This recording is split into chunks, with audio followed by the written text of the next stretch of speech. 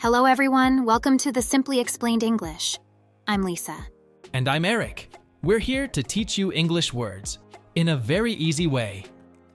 We want to make learning English fun for you. Today, we will explain 5 English words. The first word is to pack, and the second one is to be confident. Then we'll continue with to be common and to grow up. The final one is, it's not rocket science. Okay, let's start with the first one, to pack. To pack. To pack? What does it mean, Lisa? To pack means to put your things in a bag or a box when you are going somewhere. For example, if you are going on a trip, you need to pack your clothes, your toiletries, your passport, and anything else you need. Yes, like when you put your clothes into a suitcase because you are going on holiday. So, can you give us an example dialogue using the word to pack? Of course, Eric. Here is an example dialogue between two friends who are going on a vacation together.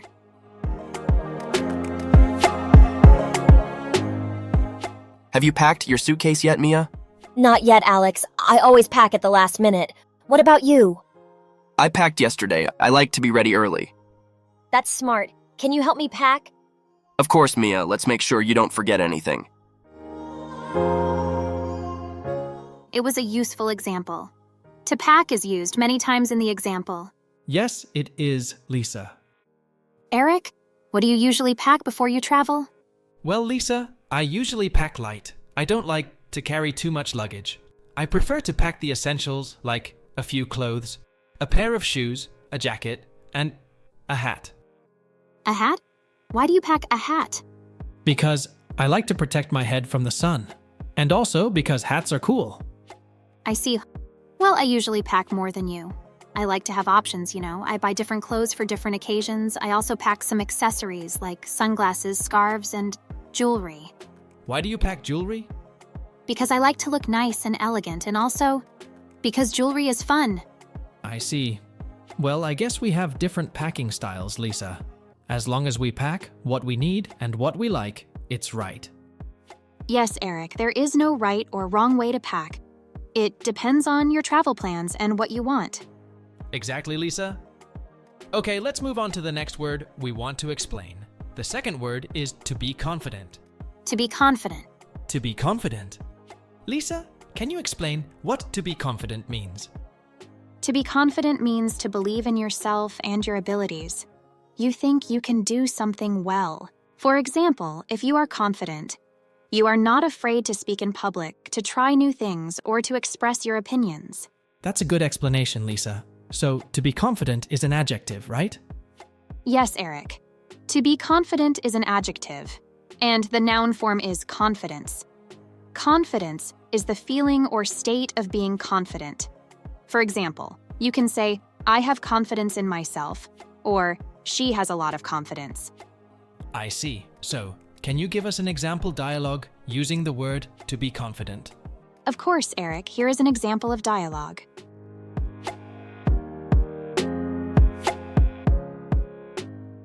I'm feeling nervous, teacher. I don't think I'm ready. Why do you say that, Sam? You have studied hard, and you know the material. I know, teacher. But I'm afraid I will forget everything or make a mistake. Don't worry, Sam. You just need to be confident. You have the skills and the knowledge to do well. You just need to trust yourself, relax, and to be confident. So, Eric, are you confident before you do something important? Well, Lisa, it depends on what I have to do. Sometimes I feel confident. Sometimes I feel nervous. I see. Can you give me an example of when you feel confident and when you feel nervous? Sure, Lisa. For example, I feel confident when I have to give a presentation at work because I know my topic well and have practiced a lot. But I feel nervous when I have to take a test because I don't know what questions I will get, and I don't like surprises. I understand, Eric. I think many people feel the same way, but you know, being nervous is not always a bad thing. It can also help you to show good performance. Really, Lisa? How so? Well, Eric, when you are nervous, your body produces adrenaline, which is a hormone that gives you energy and alertness. This can help you decrease your stress. Wow, Lisa, I didn't know that. That's very interesting. Yes, it is. But of course, you don't want to be too nervous, because that can make you worse. You want to find a balance between being confident and being nervous. I see, Lisa. And how can I find that balance? Well, Eric, there are some things you can do. For example, you can prepare well, practice, breathe deeply, and think positively. Those are some good tips. Thank you for sharing them with me and our viewers. You're welcome, Eric. I'm happy to help you, and I hope our listeners find them helpful too. Okay, let's proceed with the next word. The next word is to be common. To be common. To be common. Something that is common is seen, found, or done often. It's not unusual or special because it happens a lot. Yes, like when many people love the same song, we can say that song is common. Or if it rains a lot in a city, we can say rain is common there. Of course, Eric. Here is an example of dialogue between two friends.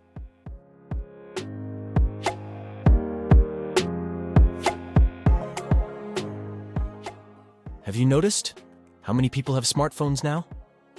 Yes, it's really common to see everyone using them, isn't it? Even my grandma texts me now. That's funny. It shows how common smartphones have become. It's like everyone has one. True. It makes it easier to stay in touch with people, which is great.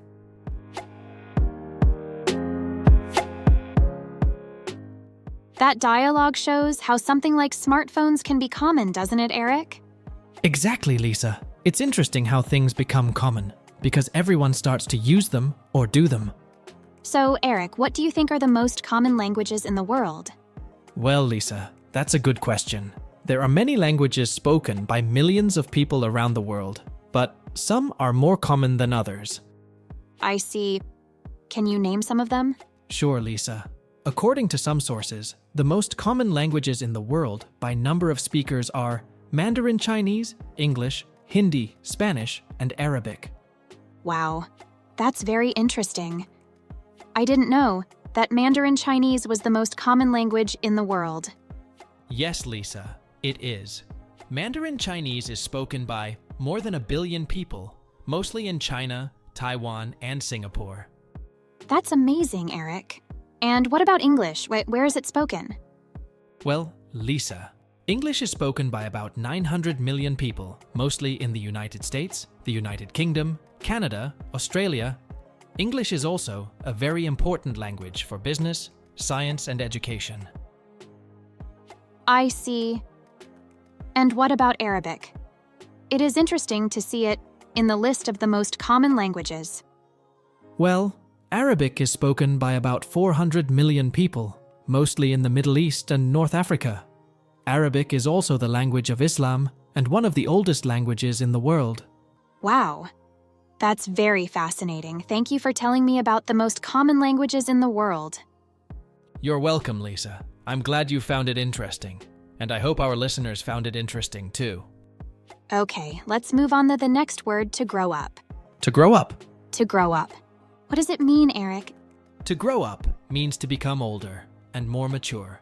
For example, when you are a child, you grow up by learning new things, making friends, and having fun. It also means to become older or more mature. It's what happens to everyone as they go from being a child to an adult. It also means to become older or more mature. It's what happens to everyone as they go from being a child to an adult. That's right. When we say someone is growing up, we're talking about them getting older, learning new things, and becoming more responsible. For example, you can say, I want to be a doctor when I grow up. That's a good example, Lisa. So, to grow up is a phrasal verb, right? Yes, it is a phrasal verb. Here is an example of dialogue between two friends.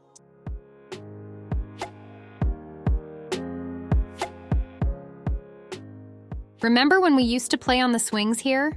Yeah, we've really grown up since then. Now we're in high school. It's crazy how fast it happens. I miss being a kid sometimes. Me too. But growing up is also exciting. We can try new things. True, I can't wait to learn how to drive soon. Exactly. Growing up has its fun parts too. Eric, how do you think growing up changes a person? Well, Lisa, I think growing up changes a person in many ways. For example, growing up can change a person's appearance, personality, interests, values, and goals. I see. Can you give me some examples of how growing up can change those things? Sure, Lisa. For example, growing up can change a person's appearance by making them taller, stronger, or more attractive. Growing up can also change a person's personality by making them more confident, mature, or responsible. And growing up can change a person's interest by making them more curious, adventurous, or creative. Wow, Eric, that's very interesting. You gave me many examples of how growing up can change a person. Thank you, Lisa. I'm glad you found it interesting, and I hope our listeners found it interesting too. Okay, the fifth and our last word is it's not rocket science. It's not rocket science. It's not rocket science It's not rocket science. is an expression that means something is not very difficult or complicated. That's a good explanation, Lisa. So, it's not rocket science is an idiom, right? Yes, Eric. It's not rocket science is an idiom. For example, if you say, it's not rocket science, you mean that anyone can do it or understand it. An idiom is a phrase that has a different meaning from the literal meaning of its words. So that's why its meaning is not related to science. It is about how something is very easy. I see. So, can you give us an example dialogue using the expression, it's not rocket science? I can never cook. It seems so hard. Come on, Ben. It's not rocket science. I'll show you how to make spaghetti. It's really easy. You think so? I always mess up. Trust me. Once you learn the steps, you'll see how easy it is. Cooking in the example is like learning English. I mean, if you study, you can learn English or any language. It's not rocket science. Absolutely, Lisa. If you study and repeat, you can learn a new language. It's not rocket science.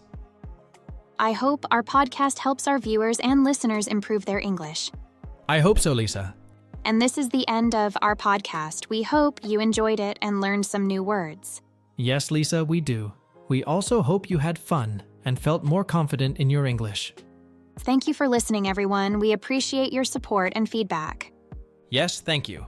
And please don't forget to like and subscribe. Until next time, this is Lisa and Eric. Bye-bye. Bye-bye.